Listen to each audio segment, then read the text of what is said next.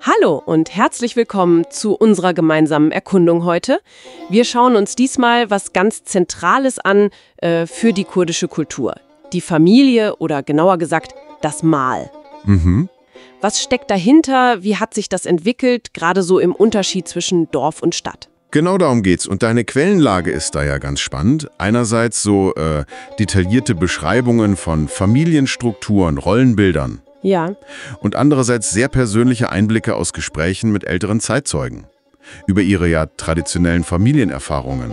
Okay. Unser Ziel ist es, dir halt ein lebendiges Bild zu geben, was diese Familienbande ausmacht und wie sie sich auch gerade verändern. Okay, dann lass uns da mal eintauchen. Was genau ist dieses Mahl? Also mehr als nur ein Haus, nehme ich an. Ja, viel mehr. Malah ist nicht nur das Gebäude, es ist ein Konzept. Es geht um Zugehörigkeit, gemeinsame Geschichte, Identität. Verstehe. Traditionell ist die Großfamilie, Malah Med-Sin, das soziale Fundament. Da herrscht gegenseitige Verantwortung, da wird Kultur gelebt, weitergegeben. Die Kinder hören Märchen von der Oma, der Ninneke, lernen Tänze vom Onkel. Also das ist wirklich der Kern. Und diese Struktur, das sagen die Quellen ja auch deutlich, ist traditionell sehr stark patriarchalisch. Also dieses Malabave, das Haus des Vaters, das symbolisiert das ja oft. Absolut. Es ist ein Ort der Sicherheit, klar, der Zugehörigkeit, aber eben auch mit ganz klaren Hierarchien. Da gibt es auch dieses Sprichwort in den Unterlagen Her Gia Lesser Kokalreich Veschindübel. Ah ja. Was heißt das? Jedes Kraut wächst auf seiner eigenen Wurzel.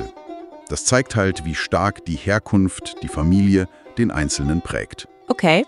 Und gerade auf dem Land war das Tumal ja auch eine Wirtschaftseinheit, ganz eng verbunden mit Landwirtschaft und Viehzucht.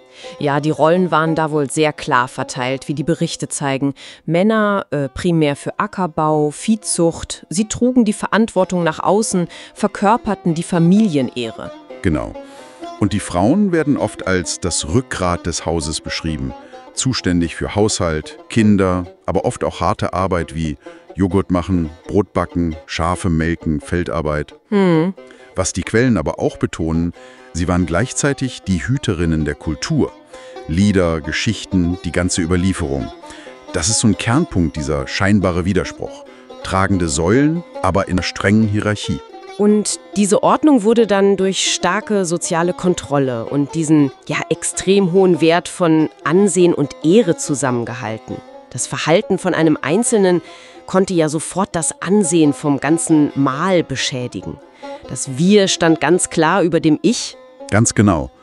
Und ein Aspekt, der da besonders eindrücklich geschildert wird, sind diese sogenannten Ayib-Regeln. Ah ja, Ayib. Was war das? Also Verhaltensweisen, die als unanständig oder beschämend galten. Das betraf vor allem den Umgang zwischen den Geschlechtern und den Generationen. Da gibt's ja krasse Beispiele. Es wird berichtet, dass junge Ehefrauen manchmal monatelang nicht in Anwesenheit der Schwiegereltern sprechen durften. Oder essen. Ja, genau.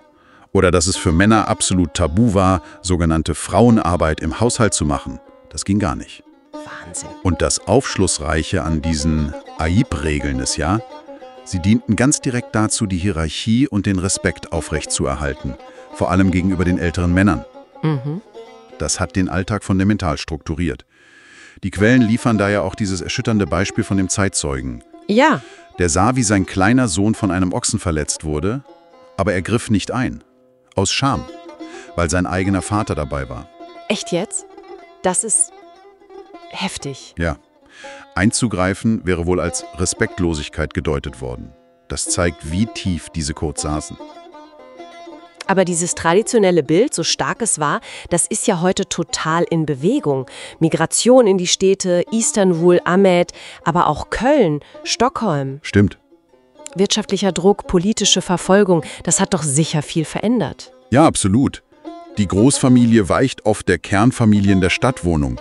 Diese engen Netzwerke, Nachbarschaft, Verwandtschaft, die lockern sich. Und wenn man das so im größeren Kontext sieht, dann gewinnen eben Bildung, Sprachkenntnisse, finanzielle Unabhängigkeit an Bedeutung. Oft auf Kosten dieser traditionellen Autorität, die vielleicht auf Alter oder Körperkraft beruhte. Das schafft natürlich neue Dynamiken. Und wahrscheinlich auch Konflikte, oder? Frauen werden oft selbstständiger, studieren, arbeiten, engagieren sich. Genau. Eine Quelle beschreibt ja dieses Beispiel von Roy Djodja. Die zieht zum Studieren vom Dorf in die Stadt und merkt plötzlich, wie ihre Familie sich Sorgen macht nach den alten Mustern, weil sie als junge Frau abends allein unterwegs ist. Ja, das ist ein klassischer Konflikt. Neues Leben trifft auf altes Ehrverständnis, das immer noch mit dem Mal verbunden ist. Gleichzeitig gibt es aber auch seit etwa 30 Jahren, angestoßen durch politische Bildung, Frauenbewegungen, eine bewusstere Auseinandersetzung mit diesen patriarchalen Strukturen. Okay. Das heißt nicht, dass die weg sind, auf keinen Fall. Aber sie werden hinterfragt. Sie verändern sich. Es ist nicht mehr völlig undenkbar, dass Männer im Haushalt helfen oder Frauen wichtige Entscheidungen mittreffen. Also, was heißt das unterm Strich, wenn wir auf die Quellen schauen? Zerfällt dieses Konzept mal? Also die Quellen deuten eher auf eine tiefgreifende Transformation hin, nicht auf einen völligen Bruch. Ah, okay. Die Wurzeln, die Idee vom Mal, die bleiben wichtig. Die Kernfamilie ersetzt nicht dieses Gefühl von Male me, unsere Familie, unser Zuhause. Das lebt stark weiter. Bei Hochzeiten mit dem Govent, bei Trauerfällen, der Tasier, bei Festen wie Bayram. Es ist mehr so eine Anpassung. Fast eine Überlebenskunst, könnte man sagen. Wobei die ältere Generation, das sagen ja die Zeitzeugen auch, da manchmal etwas nostalgisch zurückblickt. Ja, das stimmt. Die vermissen den früheren Respekt, die klaren Rollen, fühlen sich in der modernen Kernfamilie vielleicht weniger gebraucht oder aufgehoben. Genau das zeigt, wie vielschichtig dieser Prozess ist. Ein ständiges Aushandeln zwischen Identität bewahren und sich an neue Lebenswelten anpassen. Ja. Und genau das wirft eigentlich eine spannende Frage für dich auf, über die du vielleicht mal nachdenken magst. Wie wird sich denn kurdische Identität in Zukunft gestalten? In diesem Spannungsfeld zwischen dieser tief verwurzelten Bedeutung von Samal, also dieser starken kollektiven Zugehörigkeit, und gleichzeitig dem wachsenden Wunsch nach individueller Freiheit und Selbstbestimmung. Sowohl in der Heimat als auch weltweit, in der Diaspora.